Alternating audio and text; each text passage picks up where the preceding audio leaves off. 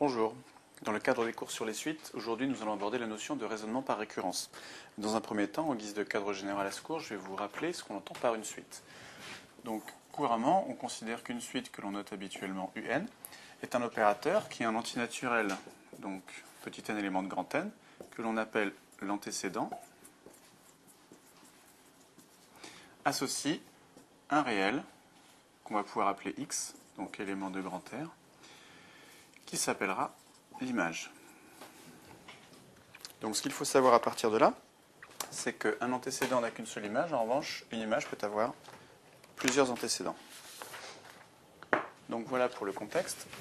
Maintenant, on va passer directement à la théorie de ce cours. Et on va commencer par énoncer le raisonnement par récurrence.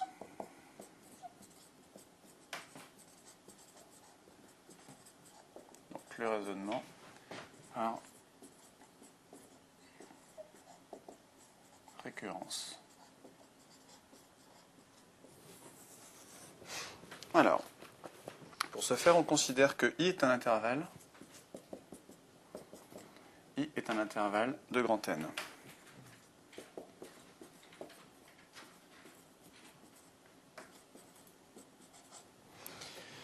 Et on va considérer que P, je vais appeler ça P rond, est une propriété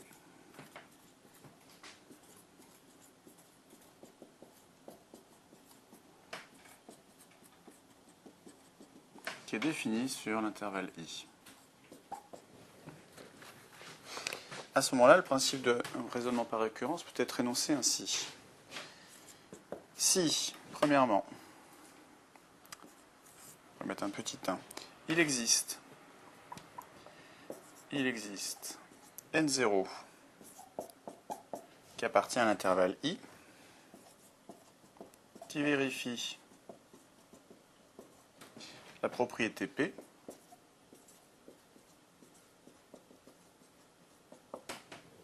la propriété donc P rond, et je vais noter ça P de N0.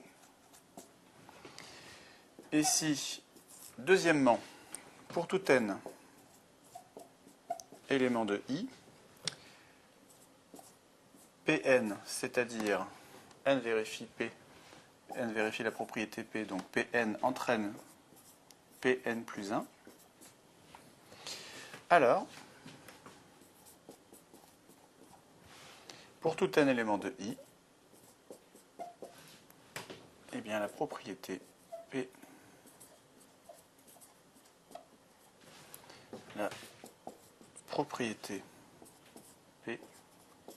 est vérifiée. Et on note P rond de n. Donc voilà le raisonnement par récurrence. Donc je répète, on considère un intervalle I sur l'ensemble des entiers naturels. On appelle P rond une propriété qui est définie sur I. Donc le principe du raisonnement par récurrence s'articule en deux parties, si alors, et si deux conditions. Donc si, première condition, il existe un N0 élément de I qui vérifie la propriété P, donc on initialise la propriété P de N0. Et si, deuxièmement, pour tout n élément de I, le fait que Pn soit vrai implique à ce moment-là Pn plus 1, alors, pour tout n élément de I, la propriété P est vérifiée. Voilà, et on note Pn. Donc voilà pour le principe du raisonnement par récurrence. Maintenant, on va passer à la rubrique attention. Cette rubrique a pour but de vous mettre en garde. Dans la mesure où il faut éviter de démontrer la deuxième condition, c'est-à-dire pour tout n élément de I, Pn entraîne Pn plus 1, avant d'avoir démontré la première condition, qui est en fait d'initialiser la propriété, donc de vérifier les premiers termes. Donc maintenant, je vous le dis de façon positive, plutôt que de vous le dire de façon négative. Pensez à toujours vérifier la première condition, c'est-à-dire les premiers rangs de la propriété avant de vérifier que Pn entraîne Pn plus 1. Maintenant, dernière rubrique, les astuces. Dans cette rubrique, je tiens simplement à vous inviter, si vous avez du mal à obtenir le raisonnement par récurrence, notamment à démontrer la propriété Pn entraîne Pn plus 1, je vous invite vivement à calculer les initialisations de la propriété pour, mettons, les 5 premiers termes. C'est-à-dire, en gros, calculer couramment P de 0, P de 1, P de 2, et ça jusqu'à, par exemple, P de 5. Pour quelle raison? Eh bien, tout simplement parce que le fait de calculer ces termes-là, ces différents termes-là, va vous amener à commencer à percevoir le mode de fonctionnement de la propriété considérée, à percevoir ses articulations, et donc ça a toutes les chances de vous amener à comprendre comment la propriété fonctionne et du coup à être capable de démontrer que Pn entraîne Pn plus 1. Donc voilà pour la partie théorie de ce cours. Maintenant, on va mettre tout ça en application avec 4 exercices. Donc exercice 1.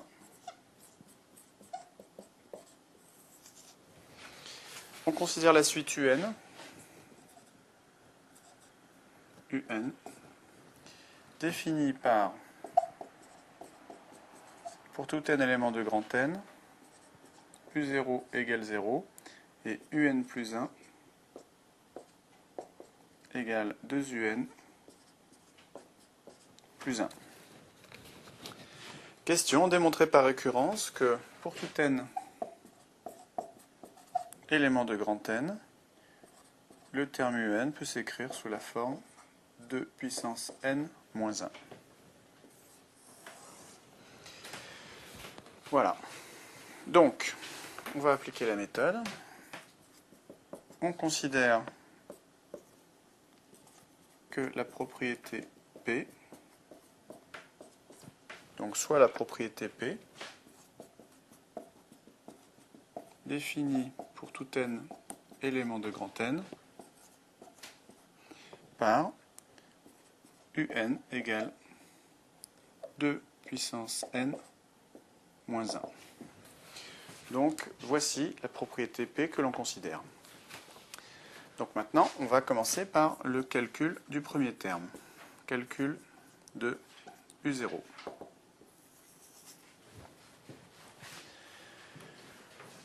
Donc, on prend la propriété P. U0 est égal à 2 puissance 0 moins 1, c'est-à-dire 2 puissance 0, ça fait 1. Donc 1 moins 1, c'est égal à 0. Donc on obtient U0 égale 0. Or, il nous est donné dans l'énoncé que U0 est égal à 0, ce qui signifie que on a P0, c'est-à-dire que la propriété est vérifiée pour n égale 0, donc au premier rang. Maintenant, on va démontrer, donc je l'écris, démonstration de Pn. Pn entraîne Pn plus 1. Je vais changer de stylo. Voilà, donc le raisonnement consiste à dire qu'on suppose qu'au rang n, la propriété P est vraie. Donc on suppose que Pn est vrai. À ce moment-là, la définition de la suite UN nous permet d'écrire que UN plus 1 est égal, c'est écrit là, à 2 UN plus 1. Or, on a dit qu'on supposait que la propriété Pn était vraie au rang n. Donc ça signifie qu'on peut remplacer UN par 2 puissance n moins 1. Donc, UN plus 1 est égal à 2, on remplace UN par la propriété Pn, 2 puissance n moins 1 plus 1. Ça, c'est égal à 2 fois 2 puissance n, ça fait 2 puissance n plus 1, moins 2, plus 1. Donc ça signifie que UN plus 1 est égal à 2 puissance n plus 1, moins 1. 2 puissance n plus 1, moins 1, ça correspond exactement à la propriété P au rang n plus 1. Par conséquent, ça signifie que pour tout n élément de grand N, on vient de démontrer que P de n entraîne P de n plus 1. Donc, en conclusion, on a démontré que la propriété était vraie au premier rang. Et ensuite, on a démontré que si on suppose que la propriété est vraie au rang n, alors on obtient la propriété au rang n plus 1. Par conséquent, on a démontré par récurrence que pour tout n élément de grand N, un est égal à 2 puissance n moins 1. Donc voilà pour le premier exercice. On va passer maintenant au deuxième exercice, qui considère la suite un définie pour tout n élément de n étoiles, donc un antinaturel non nul, par un est égal à somme de 2k moins 1 pour k allant de 1 à n. Question démontrée par récurrence que pour tout n élément de n étoiles, donc pour tout entier non nul, le terme un peut s'écrire sous la forme un égale n carré. Donc voilà l'énoncé. Donc on va appliquer le même raisonnement qu'à l'exercice 1. On va considérer que la propriété P, donc soit la propriété P, définie pour tout n entier naturel non nul par un égale n carré. Donc, première chose à faire, le calcul du premier terme. Mais quel est le premier terme? Est-ce que c'est 0? Non, puisque on est dans le cas où n est non nul. Donc, le premier terme, c'est U1. Donc, calcul de U1. Alors, au rang 1, que se passe-t-il? On a U1 qui est égal à somme de k égale 1 à 1 de 2k moins 1, c'est-à-dire 2 fois 1 moins 1, c'est-à-dire 1. Donc ça, c'est ce que nous donne la suite. Maintenant, que nous donne la propriété? U1 est égal à 1 au carré, c'est-à-dire 1. Conclusion, on a la propriété au premier rang, c'est-à-dire on a P de 1. Maintenant, on va démontrer que si l'on suppose P de n, on a bien P de n plus 1. Donc démonstration de P de n entraîne P de n plus 1.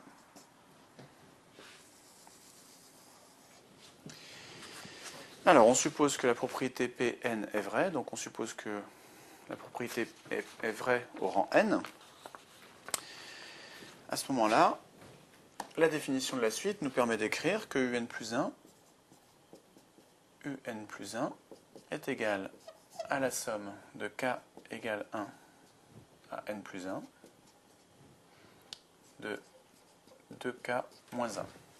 C'est-à-dire que c'est égal à la somme de k égale 1 à n de 2k moins 1. Là, je me ramène au terme n, auquel on ajoute le k n plus 1, c'est-à-dire 2 n plus 1 moins 1.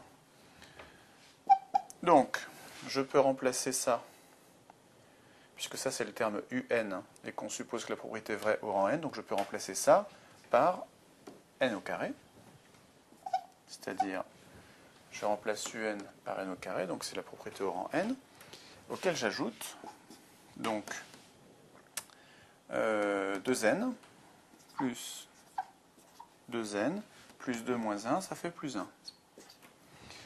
Donc j'obtiens, je vais écrire mieux, n carré plus 2n plus 1, et ça, on reconnaît tous que c'est n plus 1 au carré. Donc un plus 1 égale n plus 1 au carré, ce qui nous fournit exactement la propriété au rang n plus 1. Donc, on a démontrer que pour tout n élément de n étoiles, Pn entraîne Pn plus 1. Par conséquent, si on récapitule, on voit qu'on a démontré que la propriété était vraie au premier rang, et ensuite, pour tout n élément de n étoile, on montre que si on suppose la propriété vraie au rang n, alors la propriété est vraie au rang n plus 1.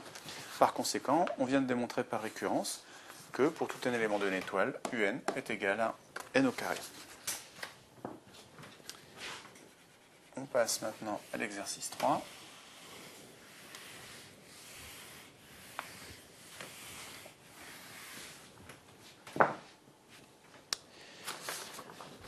Dans l'exercice 3, on considère la suite un définie pour tout n élément de n étoiles, donc un entier non nul, par un est égal à somme de k égale 1 à n de 1 sur k facteur de k plus 1. La question est démontrée par récurrence que pour tout n entier naturel non nul, un, le terme un peut s'écrire sous la forme n sur n plus 1. Donc on va une fois de plus appliquer la méthode qui consiste dans un premier temps à considérer la propriété que l'on va traiter. Donc soit la propriété P définie donc pour tout n entier naturel non nul, donc n élément de n étoile, par un égale n sur n plus 1. Voilà la propriété que l'on veut démontrer. Donc, première étape, on s'occupe du calcul du premier terme, c'est-à-dire qu'on vérifie la propriété au premier rang. Le premier rang, comme on est dans une étoile, c'est 1. Donc, calcul de P de 1. Non, ce n'est pas le calcul de P de 1, c'est la vérification de P de 1. Donc, le calcul de U1. Alors, allons-y. U1, on prend la définition de la suite. C'est la somme de k égale 1 à 1 de 1 sur k facteur de k plus 1. C'est égal à 1 sur 1 facteur de 1 plus 1, c'est-à-dire 1 demi. Maintenant, on prend la propriété. U1 pour la propriété, c'est 1 sur 1 plus 1, c'est-à-dire 1 demi. Par conséquent, on en conclut que P de 1 est vrai, puisqu'on obtient la même chose à partir de la définition de la suite et à partir de la formulation de la propriété. Maintenant qu'on a démontré le premier rang, il s'agit de démontrer que si on suppose P de n, alors on obtient P de n plus 1. Donc on est bien d'accord sur cette démonstration. On suppose que la propriété est vraie au rang n, et on va s'employer à démontrer que, à ce moment-là, elle devient vraie au rang n plus 1. Donc la définition de la suite nous permet d'écrire que un plus 1 est égal à la somme de k égale 1, et je remplace dans cette formule n par n plus 1, donc de k égale 1 à n plus 1, de 1 sur k, facteur de k plus 1. Donc ça c'est égal, je vais me ramener au rang n en fait, à la somme de k égale 1 à n, de 1 sur k, facteur de k plus 1, auquel j'ai ajouté le terme en n plus 1. Donc plus n plus 1, facteur de n plus 1 plus 1. C'est-à-dire qu'ici je remplace k par le n plus 1 qui est là. Donc on obtient 1 sur n plus 1, facteur de n plus 1 plus 1. Donc ce terme-là, c'est un. Or, on suppose que la propriété est vraie au rang n, donc je peux le remplacer par n sur n plus 1. N sur n plus 1, plus, et ce terme-là qui est en fait 1 sur n plus 1, facteur de n plus 2.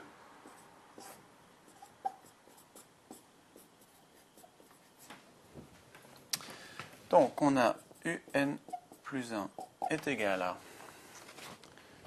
ça, et donc on va réduire au même dénominateur. Ça va nous faire n facteur de n plus 2 plus n plus 1. Tout ça sur n plus 1 facteur de n plus 2.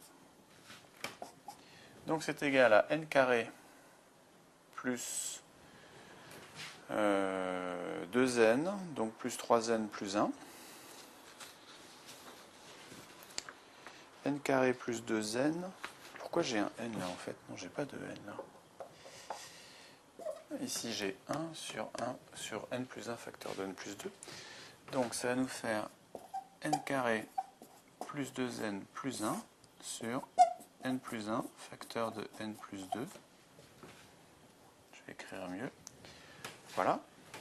Donc ça, n carré plus 2n plus 1, on reconnaît n plus 1 au carré sur n plus 1 facteur de n plus 2. Donc on peut simplifier par n plus 1. Et ça nous donne n plus 1 sur n plus 2.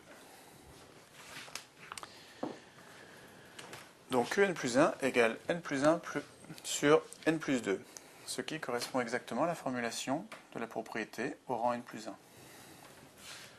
Donc, on a démontré que pour tout n élément de n étoiles,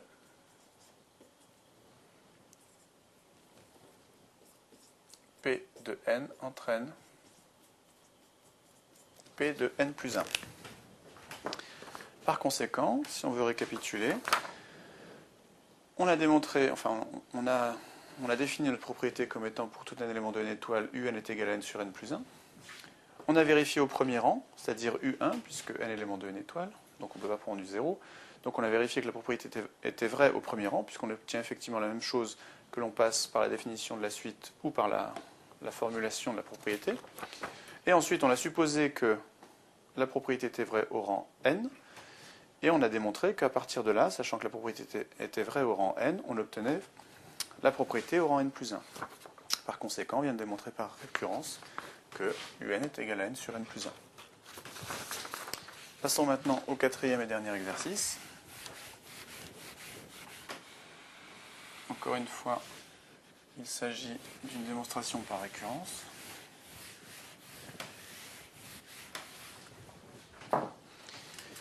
Donc exercice 4, on s'intéresse à la suite un, définie pour tout n élément de grand N, par u0 égale 1, u1 égale 2, et un plus 2 égale 5 un plus 1 moins 6 un. Question démontrée par récurrence que pour tout n élément de grand N, un est égal à 2 puissance n. Donc là, nous sommes en présence d'un raisonnement par récurrence qui présente une particularité, à savoir que le terme de rang suivant ne s'appuie pas que sur le terme de rang actuel, c'est-à-dire qu'on n'a pas un plus 1 en fonction de un, on a en fait un plus 2 en fonction de un plus 1 et de un. Cela signifie par conséquent qu'il y a deux premiers rangs à vérifier. Donc on va voir ce que ça donne. On va appliquer la même méthode que tout à l'heure, à commencer par la définition de la propriété. Donc soit la propriété P définie par, pour tout n élément de grand N, un égale 2 puissance n. Donc première étape, on va faire le calcul du premier rang. En fait, ce n'est pas du premier rang, mais c'est des premiers rangs. Pour quelle raison? Eh bien parce qu'on voit que pour passer au rang suivant, on a besoin des deux rangs précédents. Donc il faut vérifier que les deux premiers rangs sont valables. Donc calcul de U0 et de U1. U0. U0, d'après la définition de la propriété, c'est 2 à la puissance 0, c'est-à-dire 1. Or, U0 nous est donné, U0 est égal à 1. Donc ça signifie que P de 1 est vérifié. P de 0, pardon, est vérifié. Maintenant, qu'en est-il de U1? U1, d'après la formulation de la propriété, c'est 2 à la puissance 1, c'est-à-dire 2. Or, U1 nous est donné dans l'énoncé, U1 est égal à 2. Donc, on en conclut que P de 1 est vrai.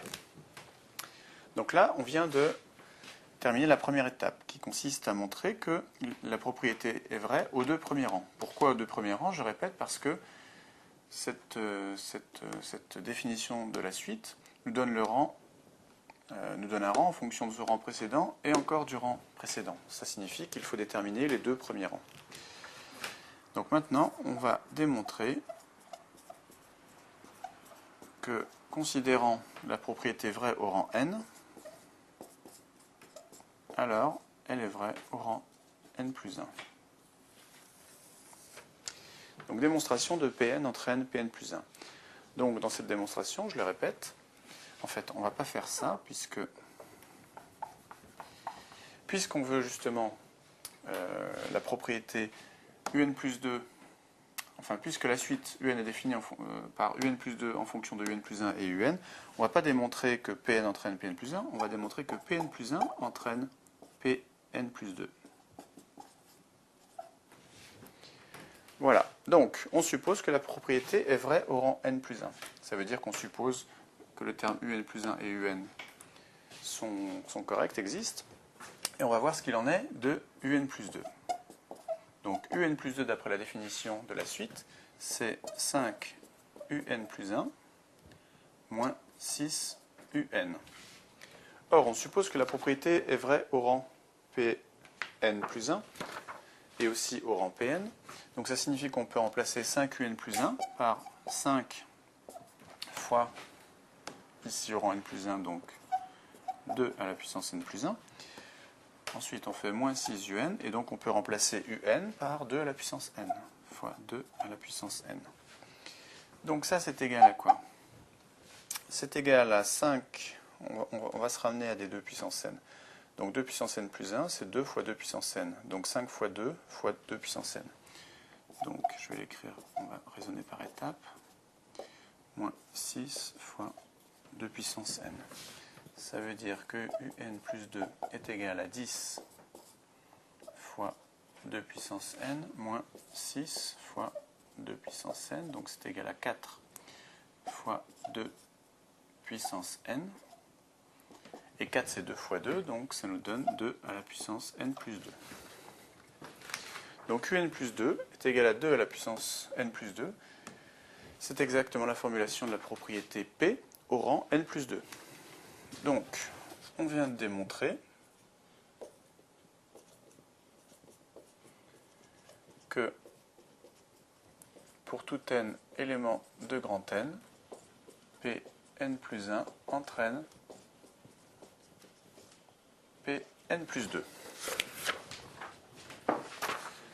Donc, si on veut récapituler, on a une propriété, on a une suite qui est définie par un plus 2 en fonction de un plus 1 et de un. Donc le raisonnement par récurrence nous impose de vérifier les deux premiers rangs, puisqu'il y a deux rangs impliqués. Donc on vérifie effectivement que E0 est vrai, enfin que P0 est vrai, et ensuite que P1 est vrai. Et ensuite on vient de démontrer que, supposant Pn plus 1 et Pn, eh bien on démontre que Pn plus 2 est vrai, ce qu'on a fait là. Par conséquent, on vient de démontrer par récurrence que pour tout n élément de grand N, un est égal à 2 puissance n. Voilà qui termine ce quatrième et dernier exercice et qui, par la même occasion, termine ce cours qui s'inscrit dans le cadre des cours sur les suites et qui traite en particulier du raisonnement par récurrence. Donc je vous rappelle qu'au niveau des cours de terminale, tous les cours sur les suites ne sont pas présents, et qu'en revanche, on vous invite à aller voir les cours de première, qui sont relatifs aux suites, puisque de nombreuses notions de première ont déjà traité une partie du programme de terminale sur les suites. Donc en gros, en résumé, le programme de terminale, c'est la continuité du programme de première, donc une grosse partie des suites a déjà été traitée lors du programme de première. Voilà, donc je vous dis au revoir, et à bientôt pour d'autres cours sur les suites, ou d'autres cours du programme de première ou de terminale.